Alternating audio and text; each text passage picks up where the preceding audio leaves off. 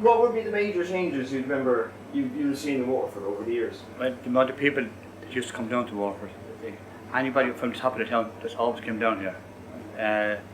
People used to go to Mass every morning, half 10 Mass in the cathedral.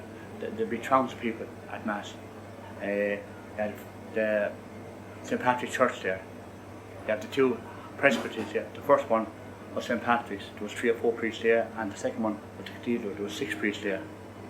The town was, people used to go around shopping, window shopping the night time, have a look around. There was a lot, Egan's was where pennies and now that was a big draw card.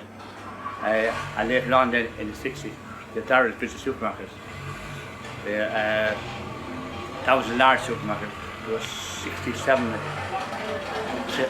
70 people working in that supermarket at the time, and they were all kind of full-time employees. You could park in the shop there, you could park outside there. There was a lot more activity nowadays, and then from the 80s onwards we started building on the outskirts, and it just took the life out of the centre of the city, and we haven't got it back yet. So hopefully in time something will be done to bring the life back in the city. It's mainly about providing a place for a person to park a car at an affordable price for a couple of hours, and unless we do that, we're not going to bring the life back in the city. And we need to park very adjacent to where the pedestrian station is, and have it very affordable for 2 hours, and have the cars turning over the whole time. We need a bit more security around town, just like even if security has to be provided by the shops and in conjunction with local authorities, because people are a bit frightened about coming downtown because there's no people around town. And it's all those little things, small little things need to be done to make it all put back together, because if we don't, it's just going to die. It's like, you take the cathedral over there, there haven't been a wedding over there for, I can remember 2 or 3 weddings over there the whole time, every week, right? I don't think there have been a wedding there for, I think 2 weeks ago was the last time. You had Heron and Company down there, that was a huge shop. It's George's Core Shopping Centre now. But we need more smaller shops, more owner-occupiers, in conjunction with the large stores. You know, it's not every fella on a rugby team, it's 6'7", they're all different sort of men, you know. So all little things could help it. But we don't want any grandiose plans, because grandiose plans are just plans on paper. What we need is action, small little initiatives the whole time. Keep at it. It's like playing a game of hurling, just keep at it the whole time. And we get there. And if we don't do all these things, we won't get there. And when you're saying that people used to come down, just kind of jumping back a little bit, we said people used to come down and do the window shopping in the night time, and yes, then come down on Sunday for the Mass. Would there be any other things happening in town around that time? Well, no, but you had people, and people used to interact with one another, you know, and people brought business.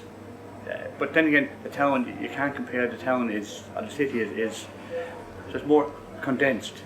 Like, if you take Kilkenny, the way they still have it, the centre as the centre, and everything adjacent to it. 25 years ago, no reflection on Kilkenny. Kilkenny was a little market town. Waterford had aspiration to be a little city, right? Now Kilkenny has leapfrogged Waterford as a shopping destination. So there's something wrong someplace. And we can't blame central government. We have to look at our own council here, because a lot of things that have happened shouldn't have happened. It's just, you can talk about the donor effects, like it's just common sense. We haven't got enough population for all these grandiose plans. Like, the whole county has 120,000-30,000 people. That's all it's here. Yeah. Which is it's common sense. That's what it is. And we have lacked common sense. We have just gone grandiose plans, hype, all these things. It makes great kind of headlines on the local newspaper or on the local radio, but it doesn't do anything for the town. You just come down to town any evening at 6:30 and there's not a sinner around. And people will ask you, they come to me and ask me a place to eat. Now there's a lovely place to eat around Waterford, but they say, where's the centre of the city? And I point out there and they look at me in disbelief. And I think that shouldn't be the way, that shouldn't be that way. Because we were the 4th largest city in the country, right? Now we're gone way down the pecking order. I know the glass factory is gone and one thing another, but life still goes on. There's still plenty of industry around here. You know, which, as I said to you before, we just need to do small little things, and keep doing little things, little add-ons the whole time. So what kind of, you're saying about the businesses there, or about the industry and stuff, what kind of, would be any notable businesses or industries you'd remember growing up around in Waterford that way? Well, we had Knox's down there, that's where Tommy Hill figures. That was the Waterford Glass showrooms. The busloads people just come in there, busloads people just come in there in the morning. You had Coll's had a lot of shops around there. Woolworths, well, that was 4 pennies. But that's just not a major big store, pennies. Looking out there, that was Goff's. I can name off all the shops around. Loads of them. That was Goff's, that was Coll's. Around the corner, you had a man called Conrad Nichols. That was a high profile antique shop. And you had loads of smaller shops, but they were all owner-occupiers. People took great pride in the shops. Even though when money was scarce, people painted the shops, and that pride seems to be gone. You haven't as many multinational chain stores as what you had now. And I think the mix is wrong. There's too much planning permission given for multinational chain stores. We need more owner-occupiers. Where do you think all the owner-occupiers have gone? Oh, they took the money and went. They lost the money and left. In Waterford, in the 50s and 60s, I know times have changed, but there was 38 butcher shops in Waterford. No, there's not a half dozen. And Flynn had a large fish shop up on Barrack Street there. You had the L&N. But I know that has changed, but we've lost too much from the city. We've lost too much. And it's going to be very difficult to get it back. Because when things change, things just don't go back to it. We have to move forward, as I said to you, we have to get little bits and pieces in place. And it's just like a jigsaw puzzle. And we'll make a picture of it. And hopefully we get our city centre back again. But we have to start that small. We have to build a foundation. It's like building a wall. We have to put down the foundation. And the foundation is for parking to be close by, because we just don't have this volume of people that people in City Council think we have. We just don't have it. We just don't have the volume. There's more pedestrianisation here per square metre per person than I've seen in Dublin. I don't know, but that's what it looks to me like. Right.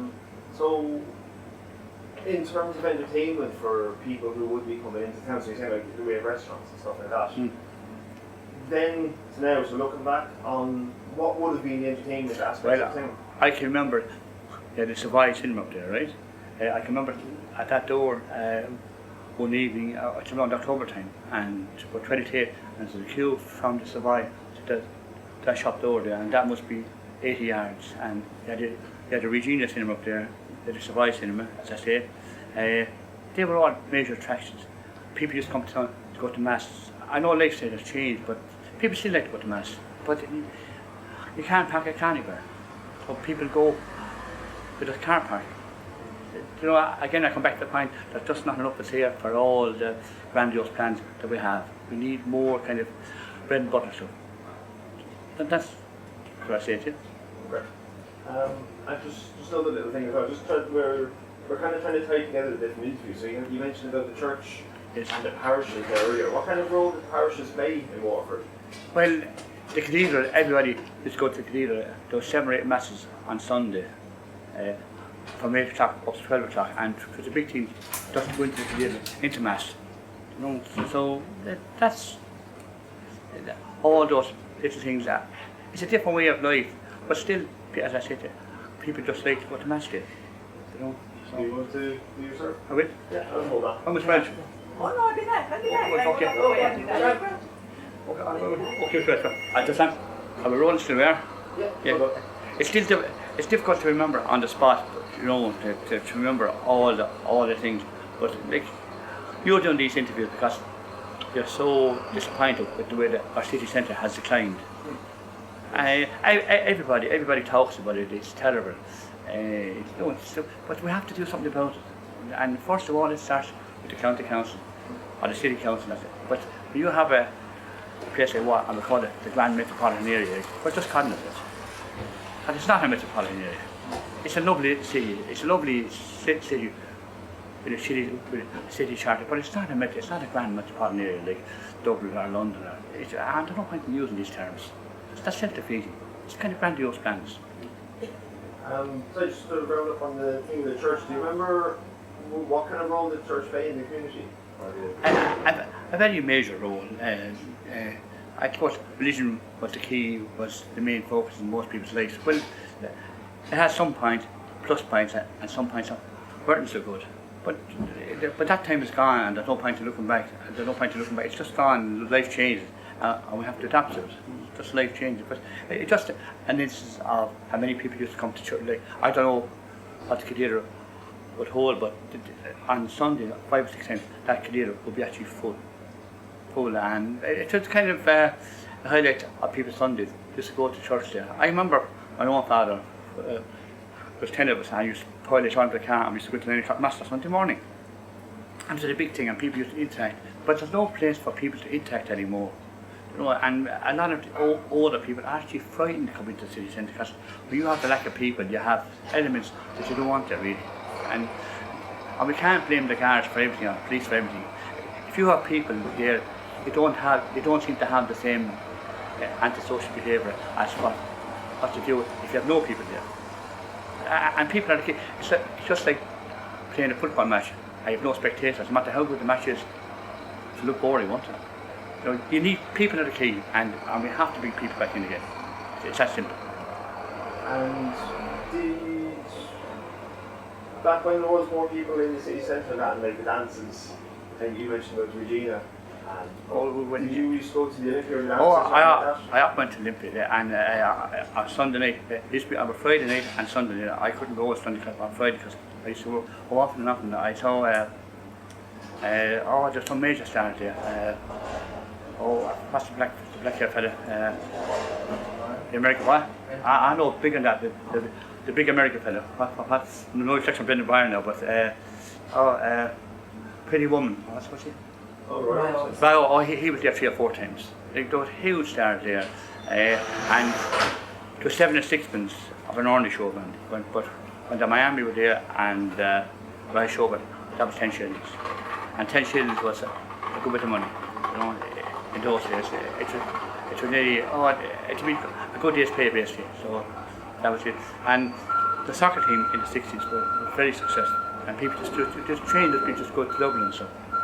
All you have to do is look back on old footage, Lansdowne Road, and Waterford played Manchester United in '69, and I think that the Lansdowne Road was full, and there's nobody in Waterford, they're all gone. So it just different changes along the way, and I think we've taken too much. We didn't bring enough of the old with us to this stage in life, and because not everything old is bad. It's traditional, isn't it? At the end of the day. And just like a last little roundup, offhand, do you remember any favourite characters that would have been around the town? I remember loads of them. Hannah Mooney. Hannah was an awful woman, but she wasn't violent. Loads of fellas. I remember the fella who used to sing it beside us Dara at the time. He used to sing Queen of the May, and he used to go to the church. You know, I sound as if I'm a holy Jew, but I'm not. He used to go to the church, and there was a lovely choir. Kevin O'Carroll had a lovely choir there, and he'd go over and he'd add the top of the word, and he'd put the choir all over sing. But there was loads of fellas, but there was a man, and we didn't relate at the time, he was shell-shocked, and he used to walk around town and he used to be saying, I'm the manager of Woolworths, I can't keep this shop running, there's no staff coming to me, I'm the manager of Woolworths. But we thought he was mad, but the man was shell-shocked from the war, but we didn't understand what it was. But now we understand, but there wasn't the violence that seemed to be there. People have gone very, very violent now. Often you see fights out there, which you definitely wouldn't see 35, 40 years ago. You would not. And another thing that's kind of gone, I know every shop had a Mr. Boy, and Mr. Boy's bike on it with a big basket in front. And that was another, and fellas got into the shop there, and they learned different bits and pieces, different trades, and then they progressed to serve behind the counter. And that's how people got to know. And that's third level education wasn't there them days, you know. So that's about it. Okay. Hello. Hello, how are you? you? How are you going? I'm looking for lamb cutlets for the dinner. Yes, my dear. For 5. I'm in here. How much are they? I think I give you 5 or I give you 8 for €11. That's okay? Yeah, that's right. Thank you. That's great. I'm all from Kilkenny and Wexford. And years ago, Kilkenny, that was people, but Waterford was kind of the centre, the makeup for people to come in. Yeah, but yeah. now, people just, it's too much it hassle to get in here. And it's not, and we haven't got the really good shops that's worth the hassle. You know, and I sound very negative, but I don't mean to sound negative, but that's the reality of things. That is the reality of things. You know? I'm seeing the lads here coming and going now with the pallets stocking up the new toy master. Yeah. How, they didn't use trucks back, how were deliveries done before? I assume this was... Oh, you could drive it, but see, you can't have it. What was it like though before? Well, there wasn't that many trucks on the road, first of all, right? And a lot of things, I can remember, if you're gone a minute, if you're gone a minute, I can remember when CIE were here and they had horse and cars going around. That was late 50s, 60s. And Benny O'Brien, he was the man who looked after the horses. He's a neighbour of mine up in Great Stewart, and he's still alive, and he's 96 years of age. And used to run the horse up Great Stewart Road, 13 or 14 horses. It's over in the old goods yards. And then tractors came around, but you just didn't have the volume of goods that you have nowadays. You had more manpower and less pallet trucks as you hear there. You know, you had more manpower and more stuff on it. You know, we can't be looking back too much because we have to move forward. But you know, if I want to meet in here now after 11 o'clock, I can't bring it in because the place is buried off. Now, there should be a better system than that because all the shops that are here weren't designed with back delivery services on them. You know, and the shops are here are from a different era. They're all from the late 18th century. This shop here now was built in 1840, and it's still here to stay. My grandfather, his father before him, had this shop. My father, now it's me and my son, Ben, he's following on behind me, and hopefully there'll be a living for him. That's all I want to, just make a living. We don't want to make farces, but just a living, just to keep the show on the road. Just to have a reasonable standard of living, and we're willing to work very hard for it. But sometimes we don't play on a level playing field. Like, we're competing with multinationals, which is no problem actually, by the way. To get people into town, that is the problem. The multinationals have no problem with that. We have highly specialised products. A lot of expertise, even though I might be looking at it in the butcher shop, but there's loads of expertise. You wouldn't think, you wouldn't dream of the expertise in it. And that's the advantage that we have over the very large multiples. And we're committed, and we don't mind working 60, 70 hours a week just to keep the shop open. But it's very soul destroying when people just don't come to town. And no matter what you have, if people are forced out of town, which they have been, it's just soul destroying, and it kills your enthusiasm.